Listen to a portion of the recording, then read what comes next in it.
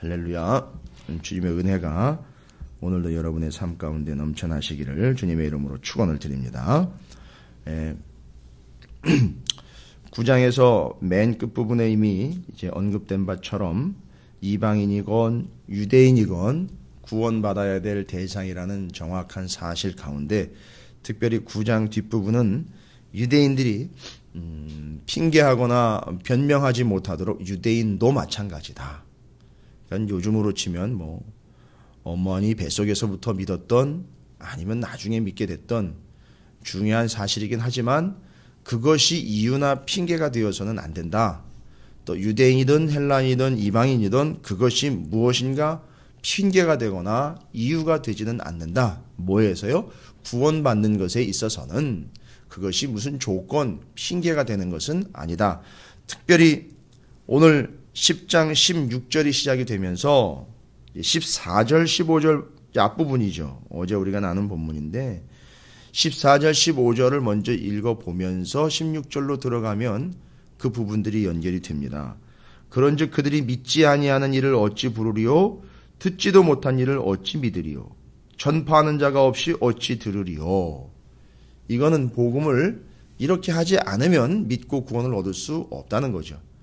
근데 듣지 않았느냐? 아니면 믿지 않았느냐? 또 전하지 않았느냐? 아니라는 거예요. 다 전했고 또 들었고 실제로 믿은 사람도 있다는 얘기죠.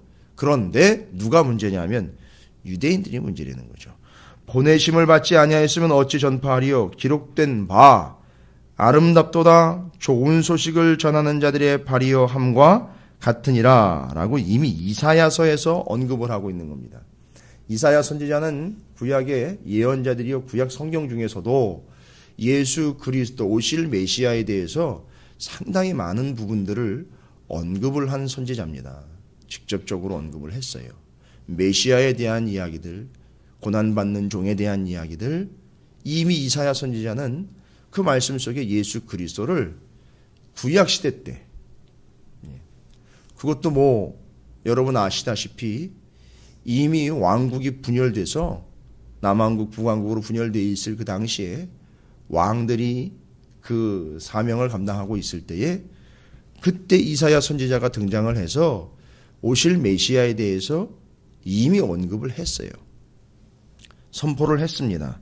자, 그러니까 이렇게 설명이 되는 거죠. 14절, 15절 근거로 그렇게 아름답게 전했는데 그 발걸음조차도 아름답다라고 여겨질 만큼의 그 복음인 예수 그리스도를 이미 구약에 제시를 했다는 거예요.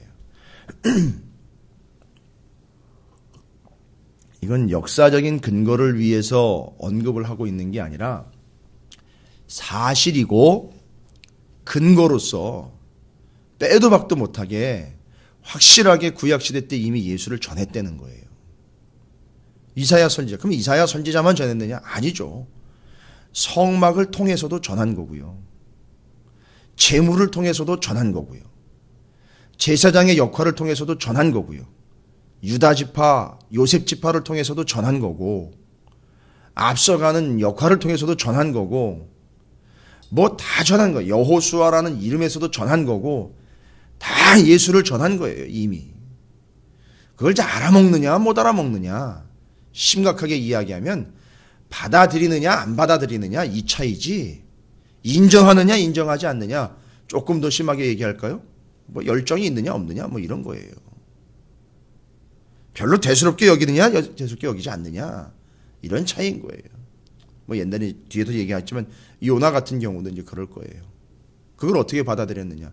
심지어 여러분 아수르의 수도인 니느웨 사람들이 요나가 그거 딱 한마디 전한 거 듣고 온 동네에 가축까지 다 회개를 했어요. 금식과 다 하고. 그거 어떻게 받아들이느냐의 차이예요. 결론은 다른 거 없습니다. 그렇게 받아들여서 니느웨라는 성읍이요 구원을 얻은 거예요. 그런데요 잠깐 받아들인 거죠. 끝까지 갔어야 되는데 이 니느웨 아수르는 18만 5천이라는 대군을 끌고 남유다를 치러 왔다가 하루아침에 다 몰살이 돼가지고 돌아가서 18만 5천이라는 거대 대군이 무너짐과 동시에 아수르는 제국의 역사의 뒤안길로 사라지게 됐다는 거예요. 여러분 이게 인생이에요. 18만 5천이라는 대군을 움직일 수 있는 이 어마어마한 제국도 한때는 복음을 받아들인 듯 했으나 한때는 하나님의 뜻을 받아들여 그때는 경험을 했지만 그 어마어마한 세력이 결국은 멸망을 받을 수밖에 없었다라는 이 사실. 이건 어느 누구도 피해갈 수 없는 거죠. 자, 그래서 지금 그렇게 전하는 자의 아름다운 발걸음이 될 정도로 빠르게 전하며 마음과 정성껏 전했으며 하나님을 믿는 믿음으로 전했고 가서 전했는데 문제는 뭡니까? 못 들었느냐 이거예요. 그걸 몰라서냐 이거예요. 두 가지 핑계가 나올 수 있어요. 난 잘 못 들었습니다. 내가 이거 잘 몰랐어요. 근데 이 두 가지가 아주 영락없이 딱 걸려버렸어요. 못 들어서 못 받은 거나 못 알아먹어서 못 받아들인 게 아니라는 거예요. 이제 그 핑계를 대지 못하도록 사도 바울이 오늘 본문에서도요. 18, 19, 20, 16절부터죠. 특별히 18, 19, 20은 연속되는 구절 속에서 계속해서 시편, 신명기, 이사야, 시가서에서 하나, 모세오경에서 하나, 예언서에서 하나 이렇게 아주 정확하게 인용을 해가지고 빼도 박도 못하게 핑계하지 못하도록 적어버리고 있어요. 그러니까 뭔 얘기입니까? 시편에서 그런 얘기했었고 신명기에서도 얘기했고 이사야서에서도 얘기했다. 순서대로라면요. 신명기에서도 그렇게 얘기했고 시편에서도 얘기했고 이사야서에서도 얘기했다. 이걸 못 들었다고 하겠느냐? 이걸 네가 감히 모른다고 하겠느냐? 이 이야기인 거예요. 누구에게요? 이거 알고 있는 사람은 누구예요? 시편, 신명기, 이사야서를 알고 있는 이들이 유대인들이에요. 여러분 이게 성경 공부 조심해서 하셔야 돼요. 그러니까 알면 알수록 책임감은 커지는 거예요. 또 그렇다고 또 성경 공부 안 한다고 또 뻗팅기거나 이러지 마십시오. 그러면 또 그건 또 직무태만이 되는 거예요. 하여튼 알고 있고 이미 어떻게 됐다는 거죠? 들었다는 거예요. 너희들은. 근데 알면 뭐하냐? 들었으면 뭐하냐?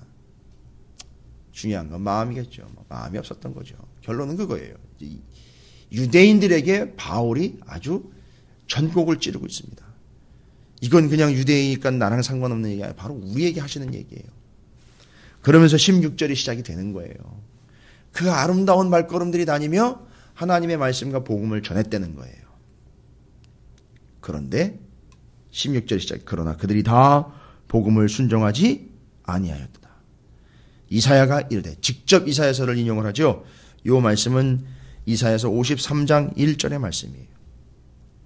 유독 10장에 인용된 구약 성경의 본문들이 많기 때문에 그 밑에 각 주에 여러 구절들이 참고로 적혀져 있지요. 이사야서 53장 1절의 말씀에 우리가 전한 것을 누가 믿었느냐? 여호와의 팔이 누구에게 나타났느냐? 그 여호와의 팔, 구원의 팔이지 않습니까? 전한 이들에게 그 팔이 나타나는 거예요. 그러니까 무슨 얘기냐면 복음과 말씀을 전하면 구원의 팔이 그들에게 뻗쳐져서 그들을 끄집어내는 형상으로 이해를 하시면 되는 거예요. 그래서 우리가 전한 것을 누가 믿었느냐? 주여 우리가 전한 것을 누가 믿었나이까? 하였으니 이사야가 직접 하나님에게 질문했다는 거죠. 우리가 전한 걸 도대체 누가 믿은 겁니까? 믿는 사람이 누굽니까? 믿을 사람이 누가 있습니까? 그러니까 이제 17절에 하나님이 얘기하시는 거 진리를 이야기하죠. 믿음은 들음에서 나며 들음은 그리스도의 말씀으로 말미암았느니라. 이게 이제 이 로마서가 이야기하고 있는 이사야 선지자의 이사야서의 내용을 인용을 하면서 사도 바울이 이사야와 같이 전하는 자들이 있어야 그걸 듣고 믿고 구원을 받을 수 있다는 얘기예요. 근데 구약 성경 때 보면 이사야 선지자와 같이 어떻게 한 사람이 있어요? 가서 전한 사람이 있어요. 그러면 이사야 선지자와 같이 전한 사람이 있었기 때문에 그 당시에 어떤 사람이 있다는 얘기죠? 들은 거예요. 그리고 또 믿은 사람도 있어요. 그러나 대부분은 믿지 않았기 때문에 그들이 범한 오류, 그것을 오늘날에도 똑같이 범하고 있으니 그게 문제다. 이걸 이야기하는 거예요. 자, 대원칙을 이야기합니다. 이건 뭐 로마서에서만 이제 정리한 원칙은 아니에요. 믿음은 들음에서 나며 들음은 그리스도의 말씀으로 말미암느니라. 이건 여기서만 이야기하는 게 아니에요. 이게 이미 구약 성경에서 이야기한 내용들을 쭉 정리를 해서 요약을 했다라고 보시면 돼요. 18절부터 이제 본격적으로 구약 성경의 구절들이 인용이 되면서 바로 여러분께서 보고 있듯이 17절이라는 말씀이 이사야서 53장 1절에 이사야 선지자가 직접 하나님의 말씀을 받고 전한 예언자로서 53장 1절 우리가 전한 것을 누가 믿었느냐, 여호와의 팔이 누구에 나타났느냐 전했다. 그걸 전한 것을 들어야 되고 듣는 것을 통하여 구원을 얻게 되는 것에 대한 이야기가 구약 성경을 근거로 나오는 것처럼 이제 18, 19, 20절, 21절의 결론에 이르기까지 구약 성경들이 쭉 인용이 되면서 유대인들이 변명하지 못하도록 앞뒤 전후 좌우를 다 커버를 해주고 있어요. 18절부터 이제 본격적으로 유대인들에게 이야기합니다. 그러나 내가 말하노니 그들이 듣지 아니하였느냐? 그렇지 아니하니. 이 뭔 얘기입니까? 그들이 못 들었느냐? 이 얘기예요. 듣지 아니하였느냐는 못 들었느냐? 이 얘기입니다. 못 들었느냐? 그렇지 않다는 거예요. 유대인들이 핑계할 수 있다는 얘기죠. 나 이제 잘 못 들었습니다. 심지어는 또 우리도 그런 얘기를 할 수 있어요. 잘 못 들었습니다. 듣지 아니했습니다. 그렇지 않다는 거예요. 뭐 그럴 리가 있을까? 그랬어? 이렇게 대답을 하시지 않아요. 하나님은 그렇지 않다 이거예요. 못 들었을 리 없다는 거예요. 못 듣게 하지 않았다는 겁니다. 다 들려줬다는 거예요. 그리고 기억을 떠올릴 필요도 없다. 넌 마음이 없는 거니까 내가 사실만 이야기하마. 난 이미 들려줬다. 문제는요, 네가 듣지 않은 것이다. 라고 시편 19편 4절의 말씀을 이야기합니다. 뭐라고 이야기하느냐면 그 소리가 온 땅에 퍼졌고 그 말씀이 땅끝까지 이르렀도다 하였느니라. 시편 19편 4절의 말씀이에요. 원래 본문은 그의 소리가 온 땅에 통하고 온 땅으로 들렸다라는 게 온 땅에 통했다는 거예요. 그러니까 무슨 얘기냐면 마치 오늘날 건물을 짓게 되면 배관 공사를 하면 온 건물 안에 이 배관이 통해가지고 위에서 물을 내리면 어떻게 되죠? 쭉 통해가지고 건물 통해서 다 내려가는 것처럼 이 하나님의 말씀이 온 세계에 다 통했다는 거예요. 이렇게 관통했다 이렇게 보시면 돼요. 다 뚫려졌다 이런 얘기예요.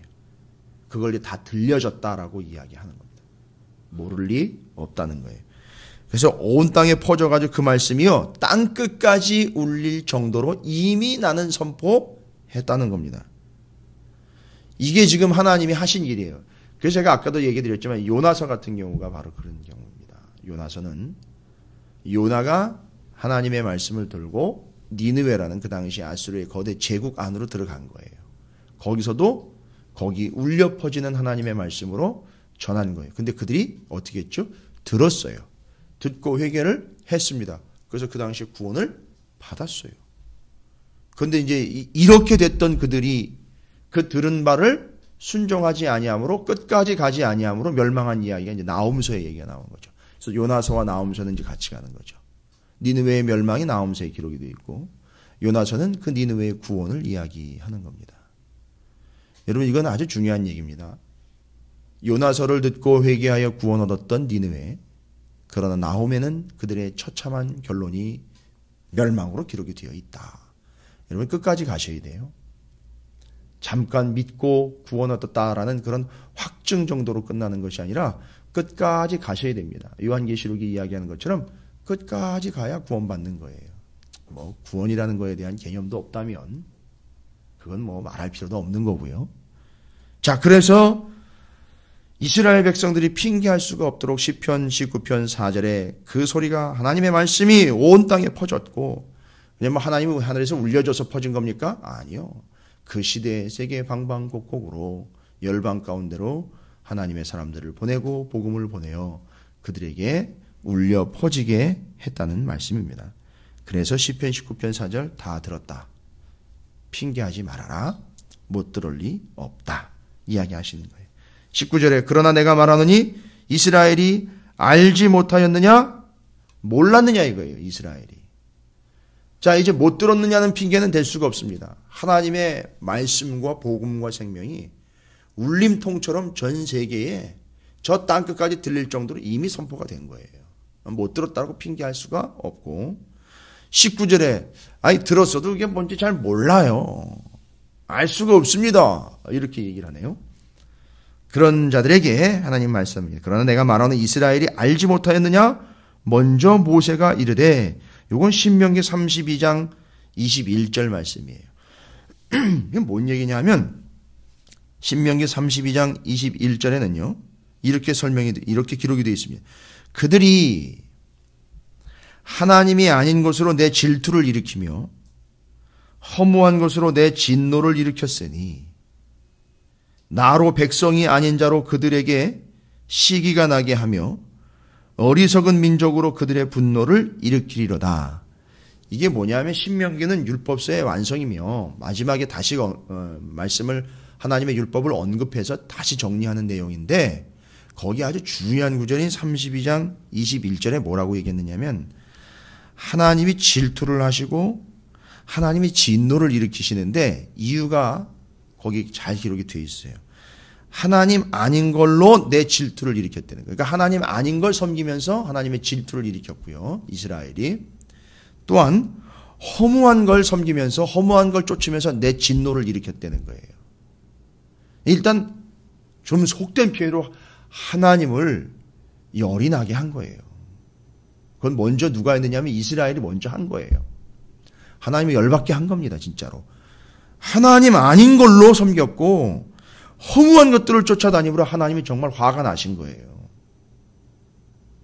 자, 이제 이거가 전제가 돼서 뒤에 나온 건데 뭐라고 얘기했느냐면 나도 백성이 아닌 자로 그들에게 시기가 나게 하며 주거니 받거니 하는 거죠. 이제 역으로 치시는 거죠. 하나님은 질투가 났었는데 하나님이 역으로 어떻게 합니까? 이스라엘 백성들을 시기가 나게 하는 거예요. 뭘로요? 하나님의 백성이 아닌 자들로 어떻게 해요? 하나님의 백성이 아닌 이들을 구원을 해는 걸 누가 봐요? 유대인들이 이스라엘이 보는 거예요. 그럼 그걸 보고 이스라엘이 정말 유치하죠? 네. 시기를 내는 거예요. 아니 우리도 보호해주기 지금 시원찮은 판인데 광야에서 이야기하는 거 아니에요. 아유 뭐 이방인들까지 이렇게 손을 뻗쳐가지고 뭔 그렇게 열성이 뻗쳐가지고 그들도 구원을 해내느냐. 이게 이제 시기하는 거예요. 근데 이들이 시기하면서 내뱉은 말이 뭐예요? 아이 우리도 구원하기 힘든 판에 뭔 저딴 놈들까지 구원을 하느냐? 그럼 하나님은 어떤 하나님을 지금 인정한 거예요? 하나님은 역시 우리뿐만 아니라 저들도 구원해내는 거구나. 요나가 또 그랬잖아요. 저놈들은 나쁜 놈이 우리를 죽이려고 하는 놈들 저건 죽어 멸망받아 마땅한 놈들한테 어떻게 복음을 전해 저들을 구원해내려고 하느냐. 그러니까 기분 나쁘니까 어떻게 했어요? 니느웨로 가야 되는 타시스로 그냥 가버린 거 아닙니까? 내려가 버리는 거잖아요. 그건 보면 행동이라든지 반응을 보면 뭐를 인정하는 거냐 하면 하나님이 이미 이방도 구원하려고 하는 마음이 있다는 걸 인정하는 거예요. 그러니까 잘 보세요. 여기 오늘 19절 말씀에 내가 이 말씀, 이 복음을 전하여 듣고 그걸 믿음으로 구원을 얻는다라는 이 사실, 이건 모르느냐 이거예요. 하나님의 말씀과 하나님의 복음과 하나님의 구원의 이 메시지를 모르느냐 이거예요. 모른다고 못하는 거죠. 왜요? 이방 사람들도 그 말씀을 듣고 받아들여 구원받는 걸 보고는 자기가 뭐를 한 거예요? 시기를 했단 말이에요. 질투를 했단 말이에요. 그 반응은 이방이 구원받는 거에 대한 반응이에요. 그러니까 너희가 모르지 않는 거예요. 너희들 질투했지. 그게 어디에 근거한 거야? 하나님이 이방인을 구원한 거에 대한 근거니까 너희들도 모른다고 할 수 없다. 아주 빼도 박도 못하게 되는 거예요. 이게 신명기서 말씀을 통해서. 기가 막힌 겁니다. 이게 바울이 지금 구약 성경을 다 인용을 해가지고 유대인들 아주 꼼짝을 못하게 만드는 거예요. 목적이 뭔지 아십니까? 바울의 목적이 하나님이 그렇게 하신 것처럼 바울이 지금 그렇게 하고 있는 거예요. 이 바울이 교활한 게 아니라 어마어마한 능력이 있는 거예요, 이 사람이. 대단한 사람입니다. 하나님이 이방인들을 구원하는 걸 보여주면서 시기를 일으켜 그들이 구원을 어떻게 이루어지는지, 하나님이 구원을 어떻게 하시는지를 아는 거죠. 모르는 거 아니잖아요. 바울은 지금 무슨 일을 하고 있는지 아세요? 자기가 실제로 사람이니까 하나님처럼은 못하지만 하나님의 방법을 쓰고 있어요. 자기가 지금 뭐 하고 있죠? 바울은 구역이 어디로 구역이 정해져 있었어요? 이방인들을 위한 사도로 구역이 정해진 거예요. 그러니까 지금 자기는 뭐 하고 있는 거죠? 이방에 열심히 다니면서 이방 사람들과 이방의 교회를 세우는 거예요. 그러면 그걸 보고 뭐라고 얘기하겠어요? 우리 민족도 지금 구원받기 힘든 판국인데 자기 바깥으로 돌아다니면서 저 이방인이면 헬라인 이런 사람들을 잔뜩 구원해내고 있다고. 근데 이게 누구의 방법이냐면 하나님의 방법이에요. 잘 보세요. 이방인을 구원해내니까 유대인들이 뭐라 해서 이스라엘 백성들이 시기했다 그랬잖아요. 질투했다 그랬죠. 이걸 노리는 거예요.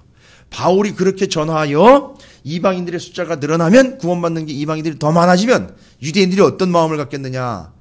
자격지심 갖겠죠. 아, 저 복음은 우리한테 먼저 온 건데. 그 다음에 숫자가 더 늘어나요, 이방인들이. 이방인들한테 우리가 숫자가 밀리네. 하면서 창피해서라도 어떻게 하도록? 하나님을 제대로 믿어 복음을 온전하게 받아들여 구원 얻도록 하려고. 여러분, 오늘 10장 16절부터 21절에는요, 그냥 구약 성경만 열거되어 있는 상황이 아니라 바울의 신학이 들어가 있어요. 제가 좀 자주 안 쓰는 말 이제 좀 써볼게요. 바울의 신학이 여기 들어가 있어요. 자기가 복음을 그렇게 열심히 전하는 이유에 대해서 신학자들이 그렇게 연구를 해가지고 끄집어낸 근거가 바로 뭐냐면 요거예요. 그래서 바울은 어떤 마음으로 이방인에 열심히 전도했느냐? 내가 열심히 전도하여 이방인이 구원받는 건 당연한 거고 좋은 건데 이걸 유대인들이 보고 창피하게 여겨서라도 시기 질투해서라도 하나님을 믿어서 구원 얻게, 예수를 믿어 구원받고 복음을 받아들여 구원받게 하려고 하는 그의 아주 절묘한 하나님이 그에게 주신 그 지혜요 하나님의 방법을 철저하게 쓰고 있다는 거예요. 여기는 바울의 신학이 들어가 있어요. 그거는 좀 신학이라고 이름을 좀 붙여도 돼요. 여러분이 그런 식으로 설명을 하셔도 됩니다. 이게 바울의 신학이에요. 그래서 유대인들이 18, 19절을 통해서 못 들었다라고 핑계 못하는 거예요. 19절을 통해서 몰랐다라고 핑계 못하는 거예요. 그리고 20절이 이야기하죠. 계속 이사야 선지자 얘기하는 거예요. 이유가 뭐죠? 이사야 선지자가 예수에 대해서 이미 언급한 내용이 많기 때문에 이사야 선지자의 이 말씀이 인용이 많이 되는 거예요. 중요한 선지자죠. 20절에 이사야는 매우 담대하여, 이사야서 65장 1절이에요. 내가 나를 찾지 아니한 자들에게 찾은 바 되고 내게 묻지 아니한 자들에게 나타났노라 말하였고. 이게 누구 얘기한 거죠? 제가 지금 설명드린 바울의 신학에 대한 그 근간이 여기 지금 배어 있는 거잖아요. 나를 찾지 아니한 자들 누구예요? 그도 내게 묻지 아니한 자들.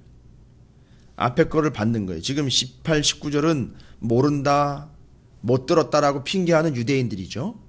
그런데 이 20절에는 하나님이 얘기하시는 거예요.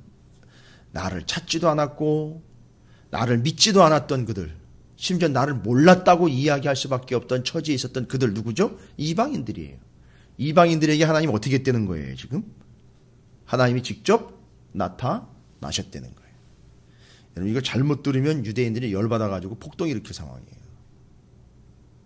저 바울이 안 그래도 우리가 열받아 있는데, 거기다 그 불난집에 지금 부채질에 대가 휘발유까지 끼얹고 있는 상황이 돼버리는 거예요. 쟤들 지금 뭔 소리 하고 있는 거예요, 저거? 하나님이 그럼 우린 제껴놓고 이방인 놈들만 구원하려고 했다는 얘기야, 뭐야? 뭐 이렇게 막 나올 수 있다는 얘기죠. 제대로 이제 먹혀 들어가는 거죠. 이방인들을 구원해내는 모습을 보고 유대인들이 이제 막 치밀어 오를 때 유대인들이 대답을 하는 모습들을 통해서, 반응하는 모습들을 통해서 이방인들을 내가 그렇게 구원했다 하나님이. 이사야서의 65장 1절의 말씀을 근거로 하나님은 그렇게 그들을 구원해냈다 이거예요. 그런데 이제 그 모습을 보고는 유대인들이 어떻게 할까요? 에라 모르겠다. 그냥 유대인이나 이방인이나 구원 내세요. 말고 그냥 돌아갈 수도 있는 거 아닙니까? 정말 정신 못 차리는 유대인들 같은 그럴 수도 있어요. 그런데 하나님이요 21절에 정말 눈물겨운 이야기를 합니다. 하나님이. 제가 실은 이제 어제 이 말씀을 21절 말씀을 묵상하면서 뭐 그냥 드리는 얘기가 아니라 제가 많이 울었어요. 실제로 울었어요. 기도를 하면서 이 구절을 통해서. 뭐라고 얘기를 하시느냐 하면 하나님의 본심이 쫙 느껴지는 것이 뭐라고 말씀하십니까? 이스라엘에 대하여 이르되 역시 또 하나님의 말씀을 인용을 해요. 이사야서 65장 2절이에요. 1절, 2절이 이렇게 차이가 있어요. 2절이 뭐라고 얘기하느냐 이사야서 65장 2절을 인용을 해서 하나님 말씀에 순종하지 아니하고 거슬러 말하는 백성에게 내가 종일 내 손을 벌렸노라 하였느니라. 이방인들에게는 하나님이 직접 나타나셨어요. 왜냐하면 그들은 몰라요. 알아먹질 못하니까 하나님 직접 가셔서 나타나신 거예요. 이방인들이요. 뭐에 쏠려 있습니까? 우상이요. 허무한 것에 쏠려 있고 엉뚱한 걸 쫓아다니고 있는 이방인들에게 하나님 직접 나타나셔서 나야 라고 일러주시면서 그들을 구원하셨어요. 그런데요. 이야기를 해도 못 들었다라고 못 들은 척하고 이야기를 해도 모르는 척하고 있는 유대인들에게는 하나님이 어떻게 하셨대요? 하루 종일 손을 벌리셨다는 거예요. 이게 어디랑 연결이 되느냐 하면요. 이사야서 53장 1절과 연결되는 거예요. 이사야서 53장 1절에 뭐라고 했어요? 우리가 전한 것을 누가 믿었느냐? 여호와의 팔이 누구에게 나타났느냐? 여러분 손을 벌리려면 어떻게 돼요? 팔을 뻗어야 돼요. 그러니까 하나님은 계속 유대인들을 향해서는 어떻게 하신 거예요? 그들이 모른다라고 핑계하지 않고 못 들었다라고 핑계하지 않고 하나님께로 돌아올 수 있도록 하나님은 지금 유대인을 향해서는요. 손을 뻗쳐서 기다리고 계시는 중이고요. 전혀 하나님을 믿지도 아니했고 모른다라고 이야기하는데 근거가 될 만한 유대인 이방인들에게는 하나님 직접 찾아가신 거고요. 그래서 찾아간 그 모습을 보고는 유대인들이 오해하며 시기하며 질투할 것 같은 그들의 마음에 하나님은 이야기하신 거예요. 너희들에게 내가 모른다고 못 들었다고 핑계하지 않도록 다 이야기해줬고 알려줬고 너희들 심지어 이방인이 구원받는 걸 보고 시기하지 않았느냐. 그건 모르는 바 아니지 하면서 하나님은 유대인들에겐 손을 펼쳐서 종일 기다려주신 거예요. 지금도 그렇게 하고 계시는 것. 이게 하나님의 은혜라는 거죠. 그래서 하나님에게는 그 어느 누구도 버림받아야 될 존재가 아니라는 거죠. 우리는 이 두 가지 은혜를 다 가지고 있어요. 직접 찾아와 주셨고 지금도 여전히 우리에겐 손을 벌려주시고 계시며 팔을 뻗쳐주고 계시는 분. 손을 벌려 팔을 벌려 우리를 안아주시는 분. 여전히 모른다 하고 여전히 듣지 못했다라고 핑계하지 못하도록 계속 말씀하고 계시는 하나님. 계속 우리에게 손을 펼쳐서 우리를 구원하도록 인도하시고 사랑하시는 하나님. 여러분 좀 이 사랑을 여러분이 경험하셨으면 좋겠어요. 바울은 제가 바울의 신학이라고 이야기 드린 바로 그 포인트 있죠. 이방인의 숫자가 들어가면 그걸 보고 창피하게 여겨서라도 유대인들이 구원을 얻게 하려고 하는 것. 여러분 그런 거 있습니다. 실제로 이제 개척교회가 되면 교회가 이렇게 좀 성장을 하거나 교회의 이제 구성원들의 숫자가 조금씩 늘어나게 되면 그것을 어떻게 받아들이냐의 차이가 있죠. 그런 차이들이 나타나기 시작을 해요.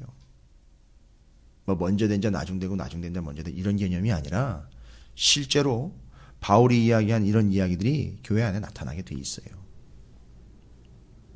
정말 내가 먼저 믿었구나, 먼저 들었구나, 먼저 알았구나가 내세울 게 아니라는 게 나와요, 이제는. 그걸 이제 하나님의 마음으로 깨달은 이들은 어떻게 한다고요? 먼저 들었고, 먼저 알은 이들은 하나님처럼 어떻게 하죠? 찾아가고 벌려주는 존재가 되는 거예요.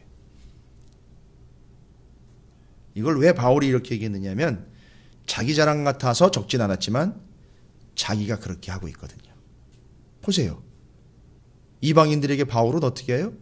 발이 부르도록 찾아가고, 자기 동족인 유대인들에게는 어떻게 해요?